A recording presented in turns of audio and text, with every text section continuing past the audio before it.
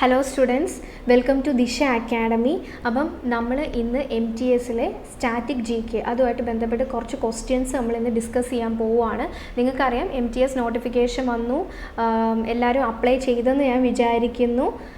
അപ്പം അതിൽ static GK എത്രത്തോളം ഇമ്പോർട്ടൻ്റ് ആണെന്ന് നിങ്ങൾക്ക് തന്നെ അറിയാം. അപ്പം അതിൽ കുറച്ച് ഇമ്പോർട്ടൻ്റ് ആയിട്ടുള്ള ക്വസ്റ്റ്യൻസ് ആണ്, പ്രീവിയസ് ഇയർ ക്വസ്റ്റ്യൻസ് ആണ് നമ്മളിന്ന് ഡിസ്കസ് ചെയ്യാൻ പോകുന്നത്. അപ്പം നമുക്ക് ക്ലാസ്സിലോട്ട് കിടക്കാം. ഓക്കെ, ഫസ്റ്റ് ക്വസ്റ്റ്യൻ നോക്കിയേ.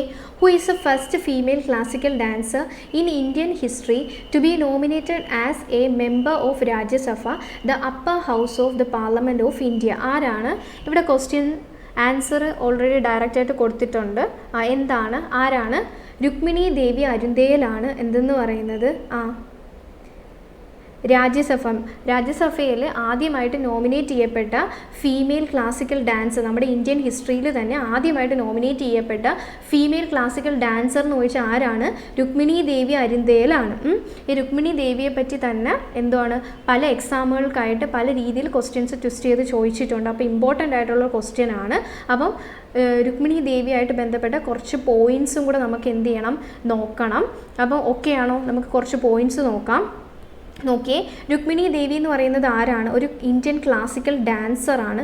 അതുപോലെ ഏത് ഡാൻസുമായിട്ട് ബന്ധപ്പെട്ടിരിക്കുന്നു എന്ന് ചോദിച്ചാൽ ഏത് ഡാൻസാണ്? ഓർത്തിരിക്കുക, ഏതാണ്? ഭരതനാട്യമാണ്. ഭരതനാട്യം.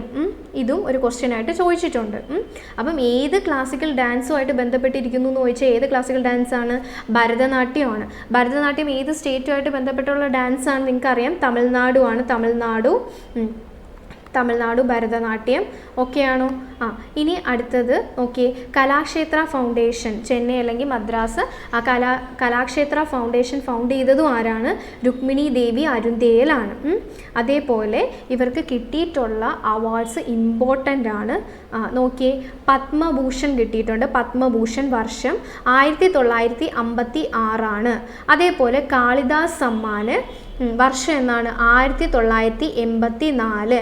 അതേപോലെ സംഗീത് നാട് അക്കാഡമി അവാർഡ് 1957. അതേപോലെ പ്രാണി മിത്ര അവാർഡ് അതെന്നാണ്? 1968. ഇമ്പോർട്ടൻ്റ് ആണ്. പ്രാണി മിത്ര അവാർഡ് 1968 ആണ്. അതേപോലെ പ്രാണി മിത്ര എന്ന് പറയുന്നത് എന്താണ്? ഏത് അവാർഡാണ്? ഏതുമായിട്ട് ബന്ധപ്പെട്ടിട്ടുള്ള അവാർഡാണ്? നമ്മുടെ കൺട്രിയിൽ തന്നെ ഹയസ്റ്റ് അവാർഡാണ്. അനിമൽ വെൽഫെയറുമായിട്ട് ബന്ധപ്പെട്ടിട്ടുള്ള ഹയസ്റ്റ് അവാർഡാണ് എന്തെന്ന് പറയുന്നത്? പ്രാണി മിത്ര എന്ന് പറയുന്നത്. ഈ രുക്മിണി ദേവി ഒരു ക്ലാസിക്കൽ ഡാൻസറാണ്. ഏത് ഡാൻസുമായിട്ടെന്ന് വെച്ചാൽ ഏതാണ്? ഭരതനാട്യം. അതേപോലെ തന്നെ അവർ എന്തായിരുന്നു? ഒരു ആക്ടിവിസ്റ്റും കൂടിയായിരുന്നു. അനിമൽ വെൽഫെയറിനൊക്കെ വേണ്ടി പ്രവർത്തിക്കുന്ന ഒരു ആക്ടിവിസ്റ്റ് കൂടിയായിരുന്നു. ആരെന്ന് പറയുന്നത്? രുക്മിണി ദേവി എന്ന് പറയുന്നത്. ഇത്രയും പോയിന്റ്സ് നിങ്ങളുടെ മനസ്സിലുണ്ടാവണേ. ഭരതനാട്യം, കലാക്ഷേത്ര ഫൗണ്ടേഷൻ, ഇത്രയും അവാർഡ്സും അതേപോലെ ഏത് വർഷമാണ്? ഓക്കെ ആണോ? പ്രാണി മിത്ര അവാർഡ് കിട്ടിയത് എന്നാണ്? 1968. അതേപോലെ രുക്മിണി ദേവി ഒരു അനിമൽ വെൽഫെയർ ആക്ടിവിസ്റ്റും കൂടിയായിരുന്നു. ഓക്കെ ആണോ? അതേപോലെ ഭരതനാട്യമായിട്ട് ബന്ധപ്പെട്ട ഒരു ഇമ്പോർട്ടൻ്റ് ആളാണ് ആരെന്ന് പറയുന്നത്? മൃണാലിനി വിക്രം സാരാഭായി എന്ന് പറയുന്നത്. ഇവരെന്ന് പറയുന്നത് ഭരതനാട്യം അതേപോലെ കഥകളി ലെജൻഡാണ്. ആരെന്ന് പറയുന്നത്? മൃണാലിനി വിക്രം സാരാഭായി എന്ന് പറയുന്നത്. അതേപോലെ ഇവർക്ക് കിട്ടിയിട്ടുള്ള അവാർഡും ഇമ്പോർട്ടൻ്റ് ആണ്. പത്മശ്രീയും കിട്ടിയിട്ടുണ്ട്. അതേപോലെ പത്മഭൂഷണും കിട്ടിയിട്ടുണ്ട്. പത്മശ്രീ കിട്ടിയ വർഷം എന്ന് പറയുന്നത് 1965.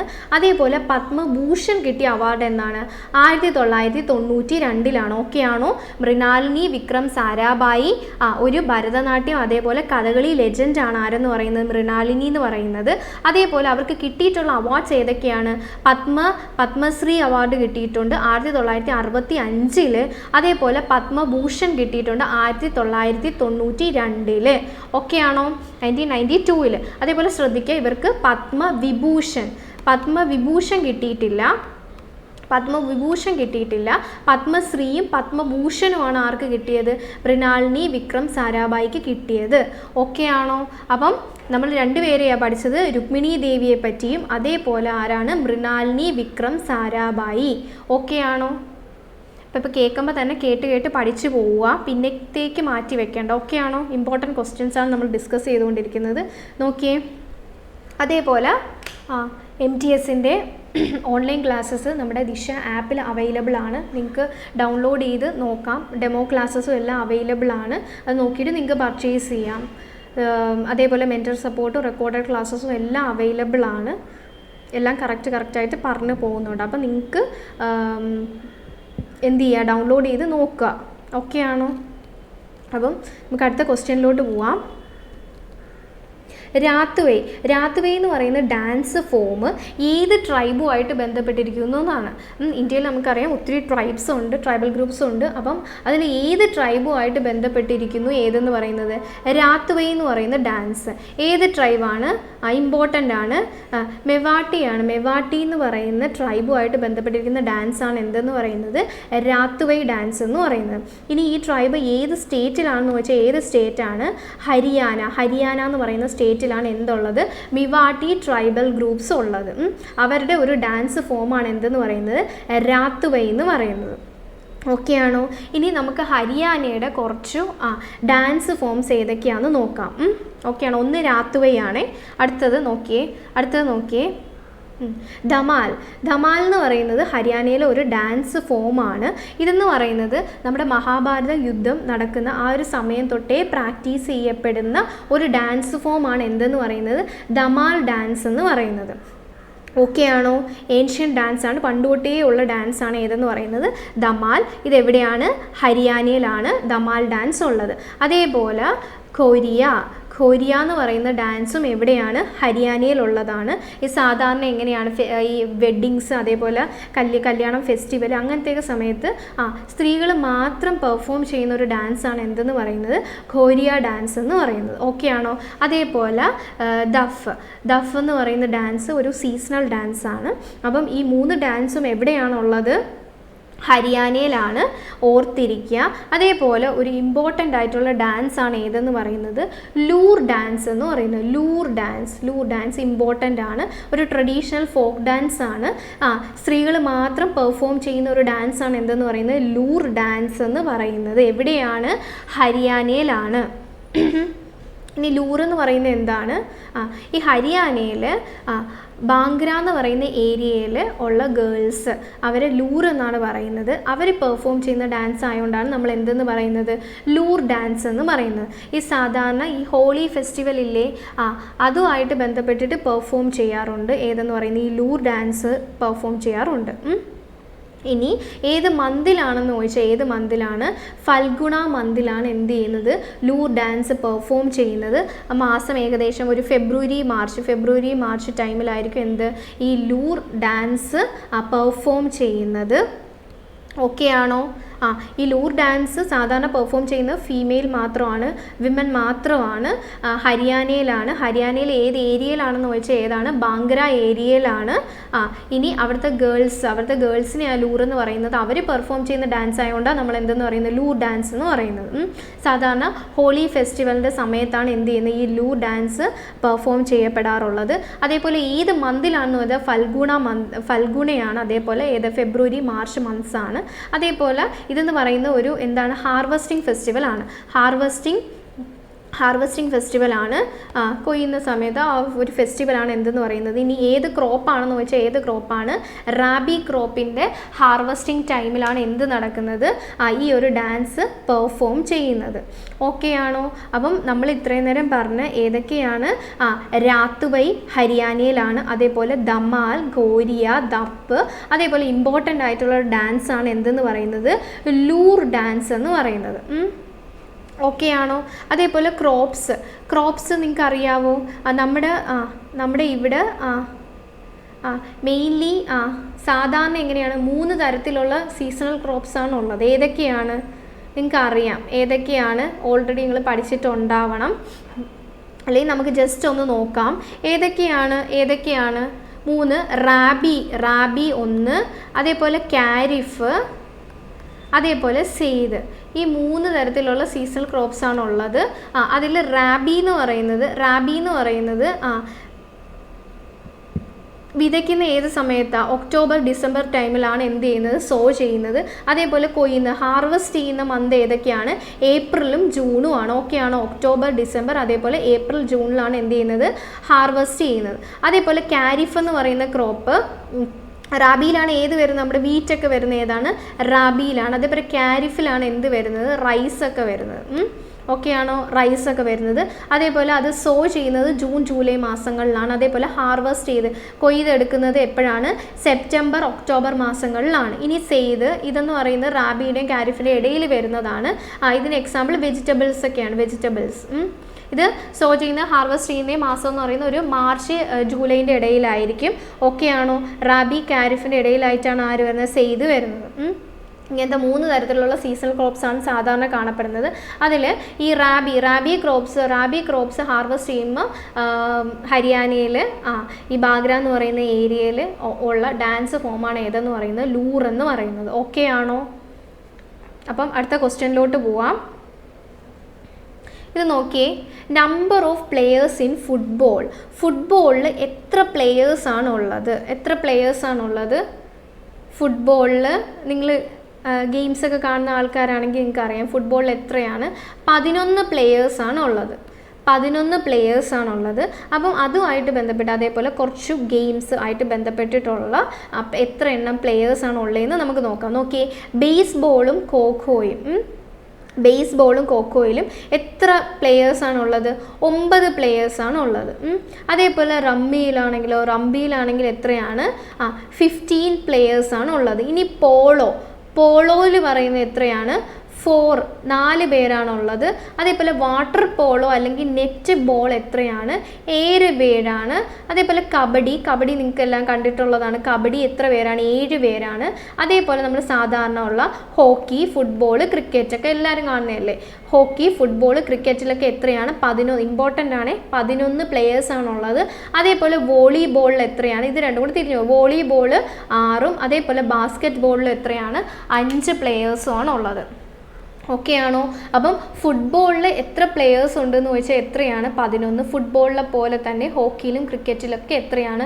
11 പ്ലെയേഴ്സാണുള്ളത്.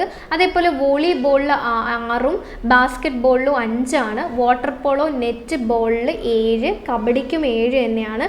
പോളോയ്ക്ക് 4, റമ്മിക്ക് എത്രയാണ്? 15ഉം ബേസ്ബോള് ഖോഖോയും എത്രയാണ്? 9 പ്ലെയേഴ്സാണ് ഉള്ളത്. ഓക്കെ ആണോ? അങ്ങനെയാണെങ്കിൽ നമുക്ക് അടുത്ത ക്വസ്റ്റ്യനിലോട്ട് പോവാം. നോക്കിയേ, which of the following state shares the boundary with നേപ്പാളുമായിട്ട് ബൗണ്ടറി ഷെയർ ചെയ്യുന്ന ഏതൊക്കെ സ്റ്റേറ്റ്സ് ആണ്? ഇത് കുറച്ച് ഓപ്ഷൻ ഉണ്ട്. അതിൽ ഒന്നാണ് ആൻസർ എന്ന് പറയുന്നത്. ഞാൻ ഇവിടെ ഓപ്ഷൻസ് കൊടുത്തിട്ടില്ല. അപ്പം അതുമായിട്ട് ബന്ധപ്പെട്ടിട്ട് ഏതൊക്കെ സ്റ്റേറ്റ്സ് ആയിരിക്കും നേപ്പാളുമായിട്ട് ടച്ച് വരുന്നത്? ഏതൊക്കെ സ്റ്റേറ്റ്സ് ആയിരിക്കും? നോക്കിയേ, 6ാമത്തെ നോക്കിയേ. ഓക്കെ, നേപ്പാൾ ഏതൊക്കെ സ്റ്റേറ്റ്സ് ആണ്?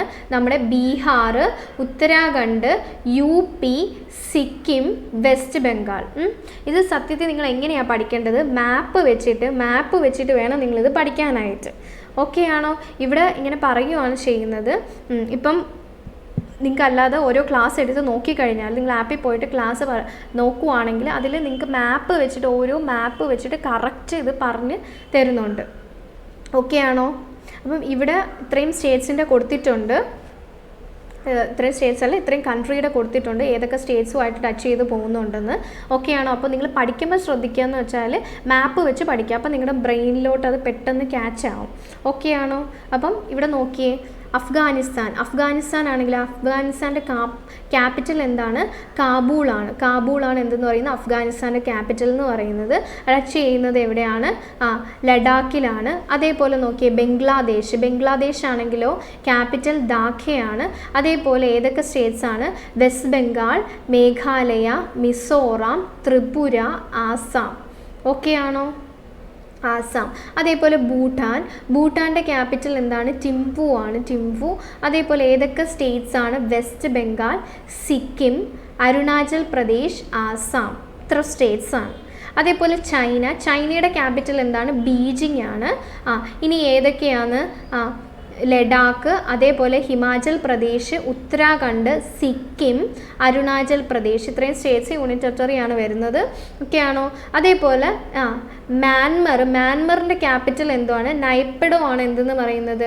മ്യാൻമറിൻ്റെ ക്യാപിറ്റൽ എന്ന് പറയുന്നത് ഏതൊക്കെ സ്റ്റേറ്റ്സ് ടച്ച് ചെയ്യുന്നു? അരുണാചൽ പ്രദേശ്, നാഗാലാൻഡ്, മിസോറാം, മണിപ്പൂർ. ഓക്കെയാണോ? പാകിസ്ഥാൻ ആണെങ്കിൽ ഏത് ക്യാപിറ്റലാണ്? ഇസ്ലാമാബാദ് ആണ്. ഇസ്ലാമാബാദ്. അതേപോലെ ഏതൊക്കെ സ്റ്റേറ്റ്സ് ആണ്? യൂണിയൻ ടെറിട്ടറി ഉണ്ട്. ജമ്മു ആൻഡ് കാശ്മീർ, ലഡാക്ക്, പഞ്ചാബ്, രാജസ്ഥാൻ, ഗുജറാത്ത് ആണ്. അതേപോലെ നേപ്പാളിൻ്റെ ക്യാപിറ്റൽ എന്താണ്? നേപ്പാളിൻ്റെ ക്യാപിറ്റൽ കാഠ്മണ്ഡു ആണ്. ഇനി അടുത്ത നോക്കിയേ ശ്രീലങ്കയുടെ ക്യാപിറ്റൽ എന്താണ്? ലെജിസ്ലേറ്റീവ് ക്യാപിറ്റലും ഉണ്ട്, എക്സിക്യൂട്ടീവ് ക്യാപിറ്റലും ഉണ്ട്.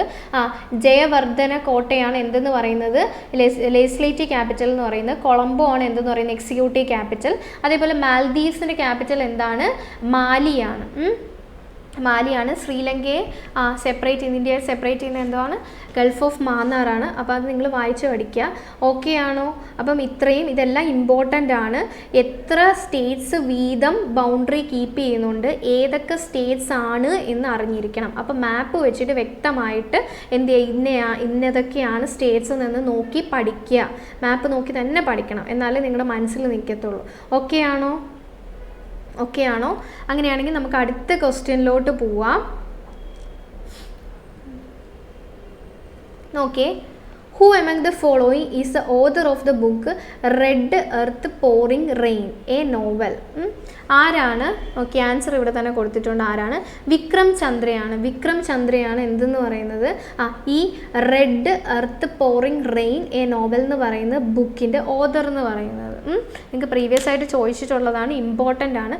അതുപോലെ വിക്രം ചന്ദ്രയുടെ ഇമ്പോർട്ടൻ്റ് ആയിട്ടുള്ള വേറെ ബുക്സ് ഏതൊക്കെയാണ്? സേക്രഡ് ഗെയിംസ്, അതേപോലെ ലവ് ആൻഡ് ലോങ്ങിങ് ഇൻ ബോംബെ, അതേപോലെ ശ്രീനഗർ കോൺസ്പിറൻസി. അപ്പോൾ ഇത്രയും ബുക്സ് ആരുടെയാണ്? വിക്രം ചന്ദ്രയുടെ ബുക്സാണ്. അതുപോലെ കുറച്ച് ഇമ്പോർട്ടൻ്റ് ആയിട്ടുള്ള പ്രീവിയസ് ആയിട്ട് ചോദിച്ചിട്ടുള്ള കുറച്ച് ബുക്സും കൂടെ നമുക്ക് നോക്കാം. നോക്കിയേ, ആദ്യത്തേന്ന് പറയുന്നത് ഒരു ഓട്ടോബയോഗ്രഫിയാണ്. ആരുടെ ഓട്ടോബയോഗ്രഫിയാണ്? അരുണിമ സിൻഹയുടെ ഓട്ടോബയോഗ്രഫിയാണ്. ഏതാണ് ആ ബുക്ക് എന്ന് പറയുന്നത്? നോക്കിയേ, born again on the mountain, A story of losing everything and finding it back. ഇത് ആരുടെ ഓട്ടോബയോഗ്രഫിയാണ്? അരുണിമ സിൻഹയുടെ ഓട്ടോബയോഗ്രഫിയാണ്. ഓക്കെ ആണോ? അതേപോലെ അടുത്തത് നോക്കിയേ, Sita and illustrated retelling of the Ramayana. ഈ ബുക്ക് ആരുടെയാണ്? ദേവദത്ത് പട്നായിക്കാണ്. പ്രീവിയസ് ആയിട്ട് ചോദിച്ചിട്ടുള്ളതാണ്. ദേവദത്ത് പട്നായിക്കിൻ്റെ ബുക്കാണ് എന്തെന്ന് പറയുന്നത്? Sita and illustrated retelling of the Ramayana എന്ന് പറയുന്നത്. ഇനി അടുത്ത് നിങ്ങൾക്ക് എല്ലാവർക്കും അറിയാവുന്നതാണ്. ഏതാണ് autobiography? Long walk to freedom. ഒരു ആഫ്രിക്കൻ്റെ ആരാണ്? നെൽസൺ മണ്ടേലയുടെ ഓട്ടോബയോഗ്രഫിയാണ് എന്തെന്ന് പറയുന്നത്? ലോങ് വാക്ക് ടു ഫ്രീഡം എന്ന് പറയുന്നത്. ഓക്കെ ആണോ? അടുത്തത് നോക്കിയേ, ഓട്ടോബയോഗ്രഫി ഓഫ് എ യോഗി എന്ന് പറയുന്ന ബുക്ക് ആരുടെ ഓട്ടോബയോഗ്രഫിയാണ്? ഓട്ടോബയോഗ്രഫി ഓഫ് യോഗി എന്ന് പറയുന്നത് ആരാണ്? പരമഹംസ യോഗാനന്ദയുടെ ഓട്ടോബയോഗ്രഫിയാണ് എന്തെന്ന് പറയുന്നത്? ഓട്ടോബയോഗ്രഫി ഓഫ് എ യോഗി എന്ന് പറയുന്നത്. ഓക്കെ ആണോ? അടുത്തത് അൺഫിനിഷ്ഡ് എ മെമ്മയർ എന്ന് പറയുന്നത് ആരുടെ ബുക്കാണ്? അൺഫിനിഷ്ഡ് എ മെമ്മയർ എന്ന് പറയുന്നത് ആരുടെയാണ്? പ്രിയങ്ക ചോപ്രയുടെ ബുക്കാണ് എന്തെന്ന് പറയുന്നത്? അൺഫിനിഷ്ഡ് മെമ്മയർ എന്ന് പറയുന്നത്. ഓക്കെ ആണോ? അതേപോലെ സെലക്ഷൻ ഡേ ആരുടെ ബുക്കാണ്? അരവിന്ദ് അഡിഗ. അപ്പം അരവിന്ദ് അഡിഗയുടെ ബുക്കാണ് എന്തെന്ന് പറയുന്നത്? സെലക്ഷൻ ഡേ എന്ന് പറയുന്നത്. ഓക്കെ ആണോ? അപ്പോൾ നമ്മൾ കുറച്ച് ക്വസ്റ്റ്യൻസും അതുമായിട്ട് ബന്ധപ്പെട്ടിട്ടുള്ള ഇമ്പോർട്ടൻ്റ് ആയിട്ടുള്ള കാര്യങ്ങളുമാണ് നമ്മൾ നോക്കിയത്. അപ്പോൾ ഇനി വരും ക്ലാസ്സുകളിൽ നമുക്ക് ഓരോന്നായിട്ട് ഡിസ്കസ് ചെയ്ത് പോവാം. ഓക്കെ ആണോ? എല്ലാം പ്രീവിയസ് ആണ്, നിങ്ങൾ നോക്കി പഠിക്കുക. വീണ്ടും റിപ്പീറ്റ് ചെയ്ത് ചോദിക്കുന്നത് നിങ്ങൾക്ക് അറിയാൻ പറ്റും. അപ്പോൾ ആ റിപ്പീറ്റ് ചെയ്ത് ചോദിച്ചേക്കുന്ന ക്വസ്റ്റ്യനുമായിട്ട് ബന്ധപ്പെട്ട ആൻസറും കാര്യങ്ങളും എല്ലാം അതുമായിട്ട് കണക്റ്റഡുള്ള എല്ലാം നിങ്ങൾ നോക്കുക. അത് തന്നെ വീണ്ടും ചോദിക്കാം, ചിലപ്പോൾ അതുമായിട്ട് കണക്റ്റഡ് ചെയ്ത് വീണ്ടും ചോദിക്കാം. GK എത്രത്തോളം ഇമ്പോർട്ടൻ്റ് ആണെന്ന് നിങ്ങൾക്ക് അറിയാം MTSന്. അപ്പം നോക്കിയേ, ഇത്ര ക്വസ്റ്റ്യൻസാണ് നമ്മൾ ഡിസ്കസ് ചെയ്തത്. ആരാണ്? രുക്മിണി ദേവി അരുന്തേൽ ക്ലാസിക്കൽ ഡാൻസറാണ്. ഏത് ഡാൻസുമായിട്ട് ബന്ധപ്പെട്ടിരിക്കുന്നു നോക്കുക. അവർ എന്ത് ഫൗണ്ടേഷൻ ഫൗണ്ട് ചെയ്തത്? കലാക്ഷേത്ര. അവാർഡ്സ് ഇമ്പോർട്ടൻ്റ് ആണ്. അതേപോലെ മൃണാലിനി വിക്രം സാരാഭായി ആരുമായിട്ട് ബന്ധപ്പെട്ടിരിക്കുന്നു? ഭരതനാട്യമായിട്ട് ബന്ധപ്പെട്ടിരിക്കുന്നു. അതേപോലെ ഹരിയാനയിലെ കുറച്ച് ഡാൻസ് ഫോംസ് ആണ് എന്തെന്ന് പറയുന്നത്? രാത്വൈ, ധമാൽ, കൊറിയ, ദപ്പ്, അതേപോലെ ഡൂർ ഡാൻസ് ഇമ്പോർട്ടൻ്റ് ആണ്. അതേപോലെ ഇനി എന്താണ്? ഫുട്ബോളിലെ നമ്പർ ഓഫ് പ്ലെയേഴ്സ് എന്തുവാണ്? 11. അതേപോലെ ക്രിക്കറ്റും ഹോക്കിയൊക്കെ 11. അപ്പം എത്രയാണ് എണ്ണം എന്ന് നോക്കി വെക്കുക. ഇനി നേപ്പാളുമായിട്ട് ബന്ധപ്പെട്ടിരിക്കുന്ന ഷെയർ ചെയ്യുന്ന സ്റ്റേറ്റ്സ് ഏതൊക്കെയാണെന്നാണ് ചോദിച്ചേക്കുന്നത്. അപ്പോൾ ബാക്കിയുള്ള നമ്മുടെ നെയ്ബറിങ് കൺട്രീസ് നോക്കുക, അവരുടെ ക്യാപിറ്റൽ നോക്കുക, അവർ ഏതൊക്കെ സ്റ്റേറ്റുമായിട്ട് ടച്ച് ചെയ്യുന്നുണ്ട്, ബൗണ്ടറി കീപ്പ് ചെയ്യുന്നു എന്നും കൂടെ നോക്കുക. ഓക്കെ ആണോ? അതേപോലെ എന്താണ്? കുറച്ച് ഇമ്പോർട്ടൻ്റ് ആയിട്ടുള്ള ബുക്സുമാണ് ഇന്ന് പറഞ്ഞത്. അപ്പം നിങ്ങളെല്ലാവരും നന്നായിട്ട് പഠിക്കുക. നമുക്ക് കുറച്ച് പ്രീവിയസ് ഇയർ ക്വസ്റ്റ്യൻസ് ഡിസ്കസ് ചെയ്യാം ഇടയ്ക്കിടയ്ക്കായിട്ട്. ഓക്കെ ആണോ? അപ്പോൾ ഇതെല്ലാം ഇമ്പോർട്ടൻ്റ് ആണ്. എല്ലാവരും നന്നായിട്ട് പഠിക്കുക. ടൈം ഒന്നും വേസ്റ്റ് ചെയ്യല്. MTS അപ്ലൈ ചെയ്യാൻ വന്നു, ടൈം കഴിഞ്ഞുകൊണ്ടിരിക്കുകയാണ്, തീർന്നു. അപ്പം എല്ലാവരും അപ്ലൈ ചെയ്യുക, നന്നായിട്ട് പഠിക്കുക. വേക്കൻസി കാര്യങ്ങളൊക്കെ ഉണ്ട്. അപ്പോൾ എല്ലാവരും നന്നായിട്ട് പഠിക്കുക. Okay, thank you.